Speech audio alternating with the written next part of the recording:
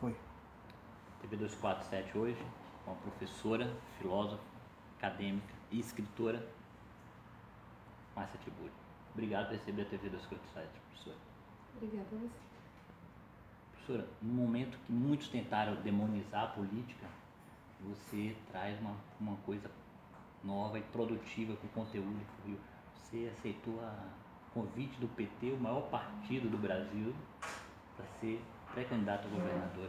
Como que constrói essa construção? Como está construindo essa candidatura? Falasse um pouco para a gente isso. Pois é, acho que é o momento da gente pensar o significado da política nas nossas vidas, tendo em vista o fato elementar de que se nós não nos preocuparmos com a política, algumas pessoas vão se ocupar dela e vão continuar ocupando seu espaço e usando-a e manipulando-a, inclusive em benefício próprio. Então, uma pessoa como eu, que sou simplesmente uma cidadã, sou uma professora, uma escritora, filósofa, não sou uma política no sentido profissional. A minha entrada, a meu ver, faz sentido enquanto as pessoas puderem pensar que elas mesmas, se elas tomarem como um exemplo ou como um modelo, que elas mesmas também podem fazer a mesma coisa. Desde que eu observo a situação do Brasil, na minha condição de simples cidadã, eu venho sempre pensando como é importante a gente participar das instâncias e participar de corpo presente, de maneira muito direta, participar de um movimento, participar de um debate, participar de um coletivo, participar também de um partido. E eu, desde 2013, vendo o que vem acontecendo com o Brasil, procurei uma filiação partidária. Primeiro foi filiada ao PSOL, onde eu aprendi muitas coisas, no melhor e no pior sentido, e descobri também que faz sentido fazer política partidária no Brasil. E a partir do golpe, quando também eu percebi que tudo tinha se modificado, porque o golpe de 2016, que depois, da maneira vil, como foi feito a nossa presidenta Dilma Rousseff, com seus 54 milhões de votos, que era um sinal claro de um desejo brasileiro, da democracia brasileira, da soberania popular, inclusive, né, que a gente nunca pode esquecer esse termo para que as pessoas pensem no que elas estão fazendo enquanto são eleitoras, né?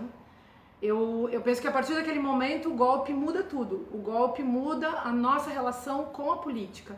E essa relação se modifica num sentido muito complexo e um das principais mudanças é que agora a gente não dispõe mais de uma democracia. Então agora a gente tem que lutar para recuperar o Brasil, e recuperar o Brasil é recuperar a democracia. Para recuperar a democracia, nós temos que aparecer de corpo presente, nós temos que estar inteiros nessa luta, nós como cidadãos. E um jeito de fazer essa busca, essa construção, é ocupando também os partidos. E os partidos estão abertos. Eu acho que o PT agora deu um sinal claro de abertura, de disposição ao outro, de desejo de fazer a diferença, vontade de dialogar com a sociedade como um todo, autocrítica interna, elegância, generosidade. Então eu me filiei no PT no dia 7 de março, no dia que eu fui almoçar com o Lula para falar para ele que eu estava com muita vontade de me filiar. Ele foi muito correto, parecia um psicanalista dizendo: pense bem, Márcia, olhe bem. Quer dizer, ele não queria dizer faça isso de jeito nenhum, porque o Lula é uma pessoa que não fica nunca te colocando questões, sei lá, que possam ferir o teu desejo, a tua vontade. Ele é uma pessoa que respeita muito a singularidade. E aí eu achei ainda mais confortável e pensei, bom, se o PT tem o espírito deste cidadão chamado Lula, que é um espírito democrático, um espírito generoso, de boa vontade, de cuidado com as pessoas, de atenção às dificuldades do país, essa pessoa que entregou sua vida, né, a fazer uma coisa tão bonita por um país de gente tão maltratada, tão aviltada e tão humilhada, eu pensei, eu quero estar junto com uma pessoa dessas e quero estar junto também das pessoas todas que estão tentando construir ou reconstruir, fazer existir, suportar, transformar, enfim, criar melhores condições de vida no sentido material e também no sentido cultural, no sentido espiritual no Brasil. Reconstruir tudo que a gente perdeu recentemente, né? Pois é, Túlio, agora eu fico achando que a gente tem que fazer um esforço de recuperar o Brasil perdido. A gente já tinha muita coisa para consertar, muita coisa para resolver, muitos direitos para garantir, muitas lutas para fazer continuar, mas ao mesmo tempo, desde o golpe, nós perdemos o nosso país. Perdemos a nossa democracia, perdemos o nosso país, os nossos votos foram jogados no lixo. As pessoas têm que ser muito dóceis para não se incomodarem com isso e não pensarem que elas também estão envolvidas com isso, que elas também estão implicadas, que elas também precisam fazer a diferença. Então, hoje em dia não dá mais para a gente ficar esperando os políticos tradicionais. Os políticos que fizeram simplesmente uma carreira dentro de um processo já pré-organizado. E esses políticos de carreira, eu estou pensando muito nos ruralistas, nos empresários, no homem branco, nesse cidadão que não é só um cidadão que trabalha para o partido ou que recebeu os votos lá da sua comunidade, é um cidadão que muitas vezes não representa ninguém. Quer dizer, a maior parte do Congresso Nacional hoje, ou grande parte, é de empresários. Mas a população brasileira não é feita de empresários, em que pese que nós precisamos dialogar com os empresários, conversar com os empresários, ajudar também os empresários, mas a gente precisa ajudar sobretudo o povo, que precisa de emprego, que precisa de saúde, que precisa de educação, que precisa de cultura, que precisa de uma vida ecologicamente sustentável. E a gente tem que fazer esse diálogo. E claro, todos nós que entramos nos partidos, participamos dos partidos, queremos que os partidos existam porque eles também dão garantia para a democracia numa sociedade. Nós temos que nos dispor a isso, dispor a esse grande diálogo com os vários setores da sociedade, tendo em vista as necessidades da população e tendo em vista também a renovação, a meu ver, do papel do Estado no Brasil. Porque essa política e essa economia e essa política, e temos que dizer muitas vezes essa política, porque ela não é só uma economia. A gente tem que desmistificar também esse lugar da... Não é um número simples, né? Um número frio, né? Não, nós precisamos discutir o que é economia, as pessoas precisam ficar lúcidas em relação ao que significa a economia, e tem que saber que toda economia, a mais liberal, a neoliberal, também tem uma visão política por trás. E a gente precisa discutir isso. Discutir economia, discutir política, estabelecer uma compreensão mais adequada, mais lúcida acerca do que essas categorias fazem nas nossas vidas.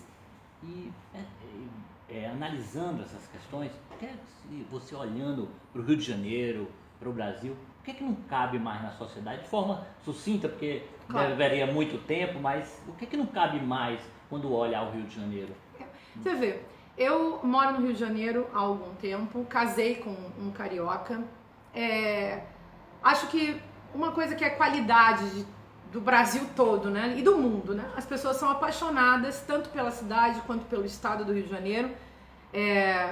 Acho que para muita gente que vive fora do Rio de Janeiro, que olha de fora, pensa o Rio de Janeiro como a cidade, como paisagem, né? E só por isso já seria maravilhoso, pensar a cidade do Rio, a capital do Rio de Janeiro, pensar essa paisagem, a cidade mais bonita do mundo. Mas tem um lugar, tem um estado, e esse estado é um estado muito curioso. Acho que as pessoas não sabem muito bem o tamanho desse estado. O estado do Rio de Janeiro é um estado que não é dos maiores do Brasil, ao contrário, é um dos menores do Brasil, é um dos estados que menos cidades tem. É um estado cheio de potencialidades no sentido econômico, no sentido político, no sentido cultural. E, ao mesmo tempo, a impressão que eu tenho é que o estado do Rio de Janeiro, seja como território, seja como máquina administrativa, é um tanto abandonado. Eu tendo a pensar que o estado, no sentido da máquina administrativa, é muito enxuto, muito pequeno, e muito abandonado pela União. Não cumpre as funções. Não cumpre suas funções. Digamos, a gente precisa melhorar todo um sistema de educação, de saúde. A gente precisa pensar um planejamento desse estado para que a economia possa ser recuperada. Mas, ao mesmo tempo, eu acho, enfim, desde que estou aqui e desde antes, a gente acompanha a crise dos estados no Brasil.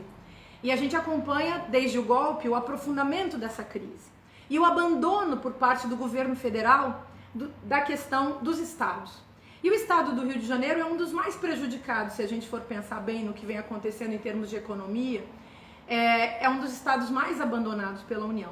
E tem algumas coisas assim que a mim me tocam, e me tocam do jeito muito concreto, em que pese toda a discussão teórica e prática e concreta de transformações fiscais, tributárias e coisas do tipo que a gente vai ter que construir juntos, porque eu penso muito que a gente tem que pensar, tem que tanto construir um programa participativo, coisa que a gente já está elaborando, e não é de agora, mas a gente também tem que fazer um governo participativo em que as pessoas vivam o estado do Rio de Janeiro, as cidades todas do Rio de Janeiro de uma forma mais viva.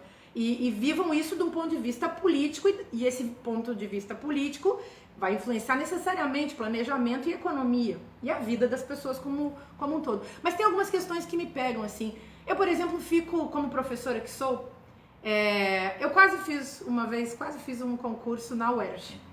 E eu, sinceramente, acho um escândalo a questão da UERJ no Rio de Janeiro. Acho que a Universidade do Estado do Rio de Janeiro está lançada no seu fim, na sua destruição. Porque não é uma desconstrução, não é simplesmente um deixar ao Deus dará. Me parece um projeto que se lançou sobre a educação brasileira desde pelo menos os anos 60, com aquele golpe de 64, que se aprofundou no final dos anos 60. Mas, a meu ver, esse desmantelamento da UERJ é simbólico. Essa destruição, ela não é por acaso, ela não significa simplesmente falta de dinheiro. Se tem uma coisa que no Brasil não falta é dinheiro, o problema é a concentração de renda, né? O problema é a desigualdade. E no Rio de Janeiro é a mesma coisa. Então, do meu ponto de vista, a gente precisa pensar na educação, precisamos pensar na UERJ. Estou pensando na UERJ no sentido simbólico, porque mudando a UERJ a gente muda, ou salvando a UERJ a gente salva várias outras questões também relacionadas à educação no Rio de Janeiro. Para mim isso do ponto de vista afetivo, da minha vida de professora, da minha vida de intelectual, para mim essa é uma questão das mais simbólicas. Se a gente pensar, se fosse hoje a questão da UFRJ, mas é uma universidade federal, ou da Unirio, que também é federal, mas a UERJ, por que isso, né? A UERJ, para mim, concentra a metonímia dessa destruição do Estado do Rio de Janeiro por parte da União, porque a própria União deveria, se a gente tivesse hoje um governo democrático e não um governo golpista, as coisas seriam diferentes. Isso as pessoas já perceberam, né? Qualquer cidadão sabe como era a sua vida, nas mais diversas classes sociais também é bom lembrar, né? Como era a sua vida antes do golpe e como a sua vida vem se transformando, inclusive os empresários, os médio empresários, até os grandes empresários, os pequenos empresários. Só no Brasil quem tem, enfim, se sentido talvez muito feliz com o que vem acontecendo sejam esses capitalistas rentistas, né? 1%, né, que as pesquisas apontam, não? Os capitalistas rentistas, os donos dos bancos, os que estão aí nesse processo de usar a máquina pública, mas também a máquina econômica em benefício próprio, porque a gente teria que pensar também uma economia democrática, uma economia que pensasse em ultrapassar um cenário de desigualdade. Afinal de contas, a propriedade privada precisa ter função social e pode colaborar também com a melhoria das condições de vida de pessoas que não concentrem, enfim, grandes capitais. Márcia, o Brasil foi lançado a um sentimento de ódio, né? Acho que as pessoas questionam se esse ódio sempre esteve aí, se ele nasceu ou ele é induzido por algum grupo político. Essa noite, a vigília Lula livre foi mais uma vez atacada, ameaçada, queima de pneus e uma violência. Esse ódio sempre esteve aí? Eu acho que esse ódio é manipulado. Acho que ele é plantado. É um tipo de energia, um tipo de sentimento, de afetividade, de emoção que faz funcionar também uma máquina ativa, né? Então, as pessoas agem em nome do ódio. Então, é claro que o ódio não é abstrato. Ao mesmo tempo, eu diria para o cidadão comum que ele não pertence ao cidadão comum. Antes, o ódio tem sido usado como um combustível do capitalismo, desse capitalismo que é rentista, desse capitalismo que é improdutivo, desse capitalismo que não é mais aquele velho capitalismo que explorava as pessoas. Agora é um capitalismo que nem sequer quer saber que existam pessoas para explorar. Prefere as máquinas, né? Digamos assim, prefere o investimento puro nos jogos dos capitais astronômicos. Uma prática de concentrar a renda ao máximo, né? Enfim, dessa acumulação que é indébita, né? Essa concentração de renda que realmente soa a um grande roubo, né? Um grande roubo. Afinal de contas, o capitalismo é a grande lógica, instaura uma lógica da expropriação, da apropriação indébita, do lucro e da exploração em cima dos corpos das outras pessoas, que são as pessoas trabalhadoras, que são as mulheres trabalhadoras. Isso também é uma questão que a gente tem que colocar, que hoje é pauta, que não é só nacional, tem que ser pauta municipal, tem que ser pauta estadual, que é a questão dos direitos das mulheres, o direito das minorias políticas, o direito da população LGBT, da população quilombola, a questão racial. Tudo isso, para quem está preocupado apenas com a questão das classes sociais, tudo isso entra também e modifica e reorganiza o sentido da discussão das classes rumo a um aperfeiçoamento da nossa discussão super urgente quanto à desigualdade. Então, a desigualdade econômica, ela tem uma interface, né, com a desigualdade racial, com a desigualdade de gênero e por aí vai.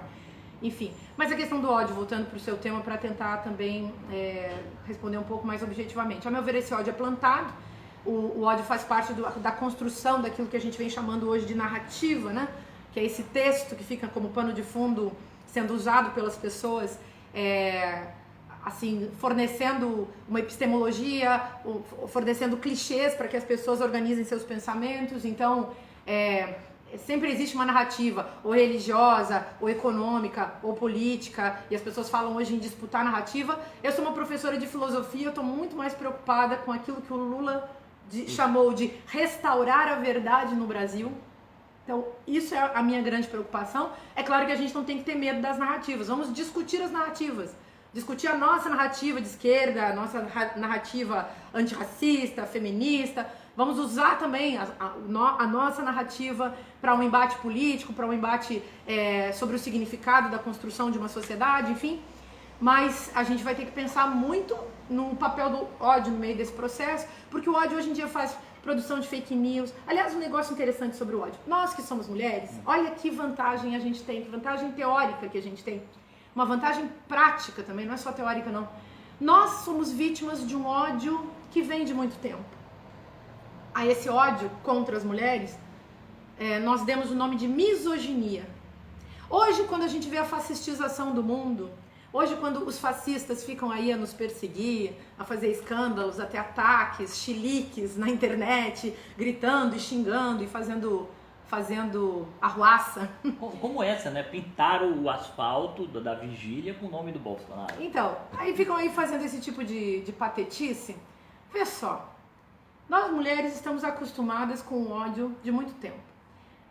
Aquelas que sobrevivem, porque os índices de violência contra a mulher e de feminicídio avançam, porque avança o totalitarismo, o autoritarismo das pessoas, construindo uma sociedade totalitária, bruta e violenta, uma sociedade, aliás, machista, branca, capitalista. Essa é a sociedade que a gente tem, essa sociedade, digamos assim, dos donos do poder, né, que humilham todos aqueles que não têm essas características do homem branco europeu, capitalista, explorador, com cara de heterossexual.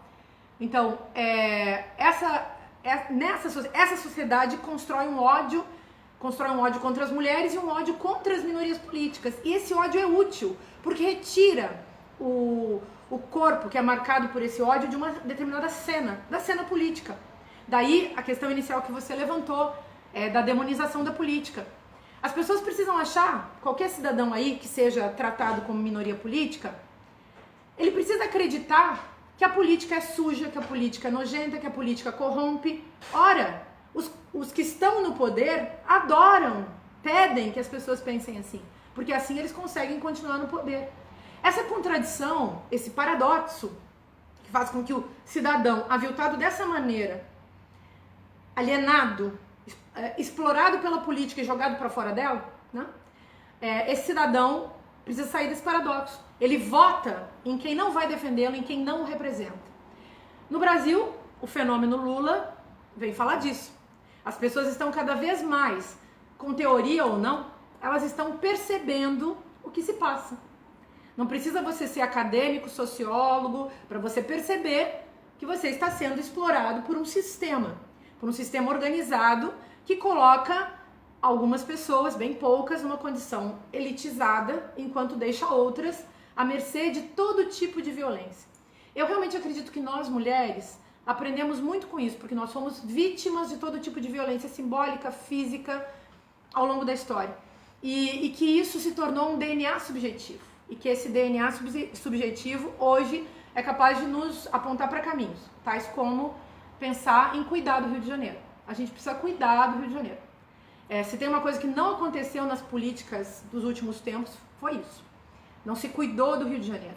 E a gente precisa, nesse momento, cuidar e curar as feridas da política brasileira, as feridas do Brasil. Lula preso é uma ferida no Brasil. Marielle morta, da maneira como foi aqui no Rio de Janeiro, é uma ferida profunda na nossa história. Isso tem que contar no nosso processo, no sentido de pensar, lembrar a todo momento dos pontos que precisam ser superados.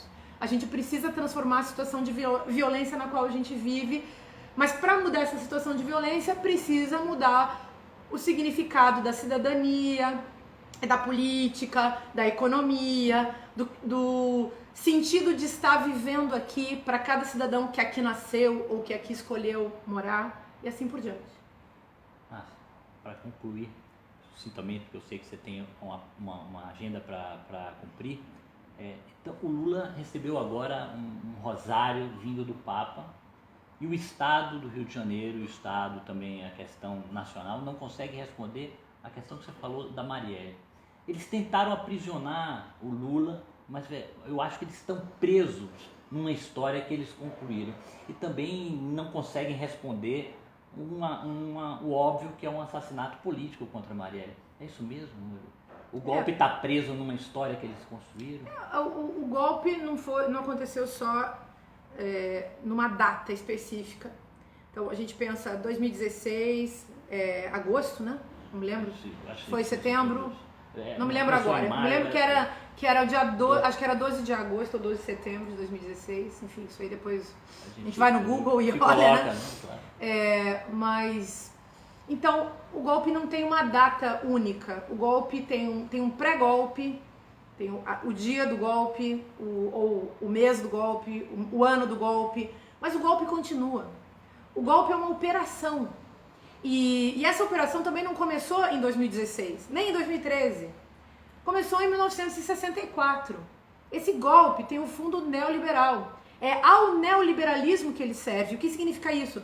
Significa que ele está a serviço de uma máquina econômica que esconde o seu viés político, o seu viés ideológico. E nós precisamos pensar nisso para pensar o Brasil hoje.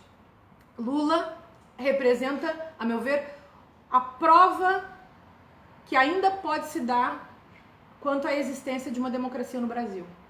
Então, esses dias eu falava do princípio Lula na hora de votar. O que é o princípio Lula? O princípio Lula não é votar no Lula, é votar no direito das pessoas se candidatarem nesse país.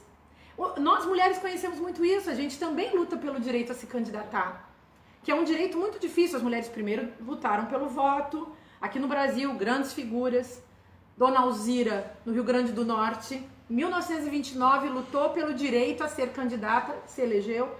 Se a gente pensasse no direito de se candidatar, Lula está vivendo agora o direito a se candidatar. O judiciário brasileiro, que em tudo colaborou e colabora com o golpe, pode dar provas de não ser golpista. Olha que coisa fascinante. Olha que fascinante será a gente ter a prova de que o Brasil tem futuro como democracia. Ou então a gente vai ter que rever realmente o que nós estamos fazendo aqui nesse país. E que país é esse? Márcia, muito obrigado por receber a TV 247. Imagine, prazer. Sucesso. Obrigada, você também. Tudo de bom.